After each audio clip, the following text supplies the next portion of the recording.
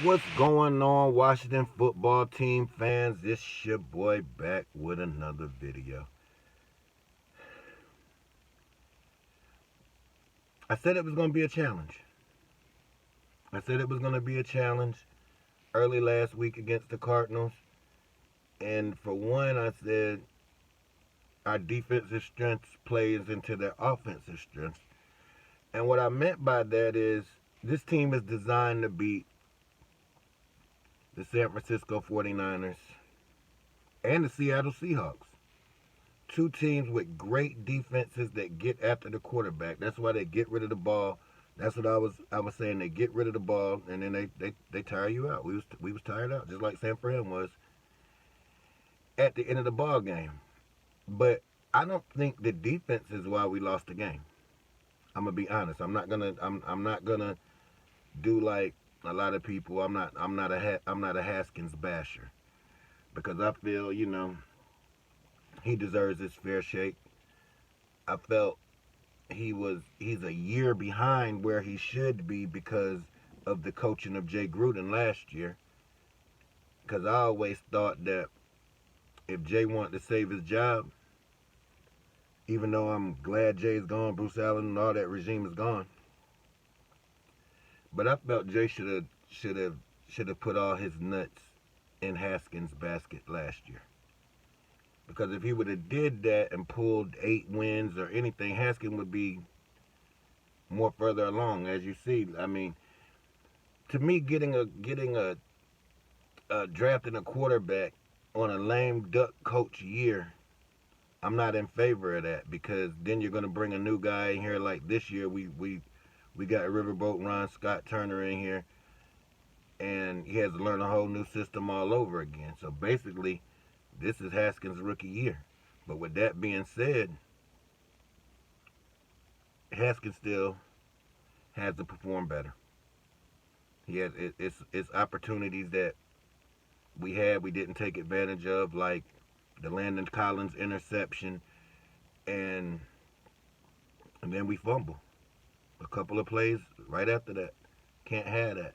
We should at least came away with a 3 right there. The D gave up a touchdown, and then we get the ball back. We don't score. Punt it. The D gets the ball right back,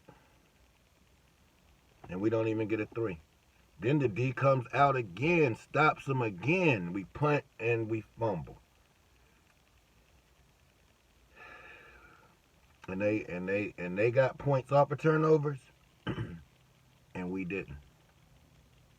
The O line has to give Haskin more time. All of it's not on the O line either, because there's some things that Haskin could have did better. Some throws that he missed on that I'm just like, oh my god.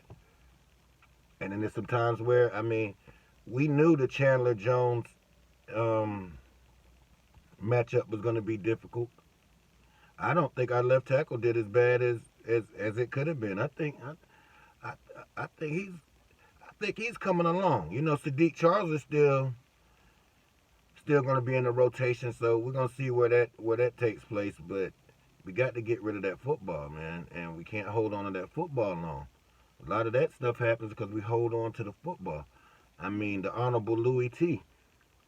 He said he thinks Haskin is allergic to throwing the ball to the running backs out the backfield, and that's one thing that I pointed up last week. I said we're gonna have to get the ball to McKenzie and Gibson out the backfield, whether it's slip screens or whether it's what. Sometimes I don't know what Scott's doing.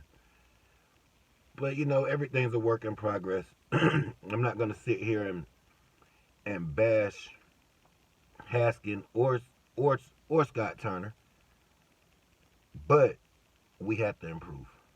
We have to improve offensively. And it seems like we start off so slow offensively. It's just weird. And then when the end of the third and the fourth, we speed up tempo. I think we should do a lot of that. We should speed the tempo up early in the game. If Haskin looks more comfortable in that out the shotgun like he did in Ohio State, let's do that. I know a lot of you are like, we don't have the weapons. I mean, Terry McLaurin's a weapon. We got to maximize it. Antonio Gibson's a weapon. We have to maximize it. Steven Sims is a weapon. We have to maximize it. We have to maximize. J.D. McKenzie, hell, he showed me something yesterday. He was running between the tackles. He's known as a third down back. He ran hard between the tackles yesterday, and he made some things happen. But the jury's still out on Scott Turner and Dwayne Haskin. But I don't think we should pull them as early as I see. Like I always say, I'm in the biggest with the biggest Washington football group in Facebook. We got a ass of members. It's the largest one. And you see things like bench Haskin. I seen put Cal Allen in. I seen it's time for Alex. I'm like, Alex isn't even dressed. What are y'all talking about? But I mean, after week 2, man, 1-1. Even though the offense really didn't.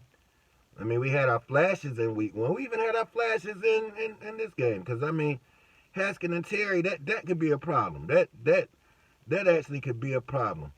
But Gandy Golden, hell, he made his first catch. I was happy about that. I don't know why we just pulled him after that. We should let guys get in rhythm. I mean, I don't know. He might can't block. He might. I don't know the situation because I'm not there in practice. But it just seems like to me is, like I said, man, we need to get our tempo faster. Because it seems like Haskin plays better. He has to set his feet. I mean, it was one pass where I was like, I mean, even though it was a pass interference call anyway, but you didn't even complete the pass. The pass was, so even if it wasn't pass interference, we wasn't going to get the first down anyway. That was 3rd and 2. We have to pick up 3rd and shorts. We have to. Hell, I would have been more comfortable running the football. And again, we was in field goal range. We was already in field goal range. We could have just ran the football, got the field goal. We had a lot of missed opportunities we didn't take advantage of in that game. Being the Landon Collins pluck is definitely one. When we got out of field goal range, definitely 2. And it was a few other ones I just can't think of off the top of my head. But Haskin also needs to help the O-line. And what I mean by that is, get rid of the football. Scott, you need to put something to get rid of the football. Tempo. We need a faster tempo. We play better when the tempo is faster. And we just got to take advantage of turnovers. And that's all I can say with that. The defense, I knew the D was going to have his hands full today. Like I said, Kyler Murray. That dude, he's quick, he's fast. But this is the thing I didn't like. I know I said, hell, if I did say yesterday, when I did the preview for the Cardinals game, I was like, let's hit him early and often. Even if we hit him and get a 15-yard penalty, let's hit him. That guy doesn't want to get hit. He's still 5'10". We just didn't come out. That's my only flaw with the D. We didn't come out. I mean, Darby gave up a couple deep. I think Darby gave up both of those deep. I'm not sure. I have to go back and watch. Let me know in the comments, was that Darby both times? I know he gave up one time. But we got to get better. We got to get better. Haskin, he has to set his feet. He has to step into his throws. He is. I mean, we got Cleveland next week. Is Baker as good as Carson Wentz or as good as Kyler Murray? I don't think so. But they can put some points up. They didn't put up points the first week, but they put up points the second week. I think our defense is gonna do some things that, because Cleveland O-line isn't all that, but they said the Cardinals wasn't. But I think we're gonna get to Baker Mayfield next week. We'll talk about that later in the week. But I feel that the defense, we don't have to panic with the defense. The defense is gonna be good. Kendall Fuller didn't play yesterday. I really didn't want him to play yesterday, coming off an injury and then having to see an offense like that. Arizona's gonna be a problem. Arizona's gonna be a problem for a lot of people. So that was a good test. But I was disappointed in the offense yesterday because that was the game that it would have been all the difference in the world if we would have had a 7 and it was 7-7.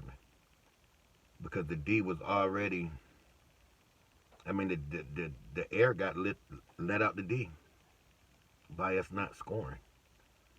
So we're going to have to score. Like I said, the jury is still out on Dwayne Haskin. And the jury's out on Scott Turner. I mean, it is what it is. I think we had 2 yards passing or a few yards passing. We had a few yards passing in the first quarter. We can't have that. We can't be missing these throws. And we did run the football more effectively than we did week 1, but it's still, I don't know if that's O-line, and I don't know the status of Brandon Sheriff yet. That's what I'm waiting for. I'm waiting on the status of Brandon Sheriff to see what's going on with him. Because we definitely going to need him. But the guy that came in for him, I can't think of his name. He did fairly well. He came in. That's when we started actually running the football, when Sheriff came out and then he came in. So I'm not saying that that's the reason we wasn't running the football because Brandon was in there. But I still seen some good points in the game. I like to throw to Steven Sims later in the game. It was pretty good. The throws to Scary Terry was pretty good. We're just gonna have to force feed. We're gonna have to force feed Steven Sims. We're gonna have to force feed Terry McLaurin. We're gonna have to force feed the ball to the running backs out the backfield. I don't know what Scott's doing. I don't know if that's in his play, but I know you guys had Christian McCaffrey last year and he caught a lot of balls. So let's get our running backs in a position to where they can do things, kind of like what New England Patriots used to do with White, and that we just sit back, let Haskin, he's tall, just let him sit back. They can dunk. We should be moving the chains. That's another thing. We have not been moving the chains. I just don't understand. It'd be 3rd and 2, 3rd and 3. We don't pick it up. We give up sacks. I'd rather run the damn football. Excuse my language. I'd rather run the football on a 3rd and 2 than to do what we do. At least we get 1 yard. We go for it on 4th and 1. Rather than get sacked on a 4th and 3, on a 3rd and 3, and we're in field goal range. We can't have those mistakes. We can't have those mistakes. And I'm not the kind of guy that, like I said, I'm not the kind of guy to bash Dwayne Haskin. I'm not that kind of guy. I actually like the young kid. But I can't defend Haskin if he's not playing at his highest level he can play. He has to maximize his skill set. And that's what I think Scott has to do. We have to maximize Dwayne Haskins' skill set. Let's do plays that he does well. I know some of it's the O-line, but if that's the case, like Eric, get rid of the football. Get rid of it. Get rid of it. If we giving up all these sacks and all these things, why aren't we doing slip screens? Why aren't we doing, I mean, they're lining up. They literally bring their line up and say, okay, we coming. And what we do? Hike, get sacked. Hike, disruption. Hike, fumble. So we can't do these things, man. And I'll be back later in the week, maybe Wednesday with I got to watch Cleveland. I'm going to watch a little bit of Cleveland. I'm going to watch their first game against Baltimore, and then I'm going to watch their game against Cincy so I can give a legit breakdown of the game and what we're going to do this week. But I think Cleveland will be a winnable game. I do, because Bradley Chubb, he's a handful. They got those receivers, Landry and Beckham, so anything can happen if they get hot. We just can't let them get hot. But the main thing is we're going to have to score. We have to score. We got to get points. We have to speed up tempo. We can't get sacked on third and short. We can't do that. We have to pick up third and short.